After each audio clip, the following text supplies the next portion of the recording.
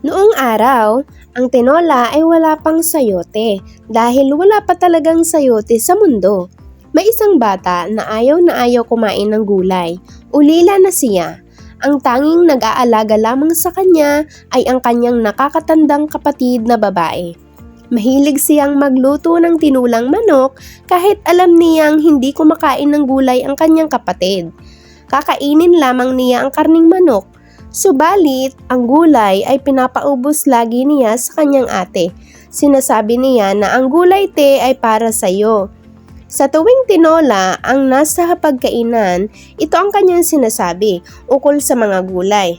Te, sa isang araw, dumalo silang magkapatid sa piyesta at syempre maraming handa, napakasiba ng bata. Nakailang plato ng kanin at ulam ang kanyang naubos. Tulad ng dati, ang lahat ng gulay ay, te, sayo. Habang kinakain ng kanyang ate ang kanyang mga tinitirang gulay, bigla na lamang itong naimpatso. Subalit, pagtakbo niya sa palikuran, inatake sa puso at nasyugbak. Dahil walang pera ang bata, tinadtad na lamang niya ang katawan ng kanyang ate at ginawang pataba sa kanilang taniman ng gulay. Isang araw, maraming tumubong kakaibang tanim na maraming kakaibang bunga na animoy peras na luntian na pagkapangit-pangit. Sabi ng bata ay simpangit ng ate ko.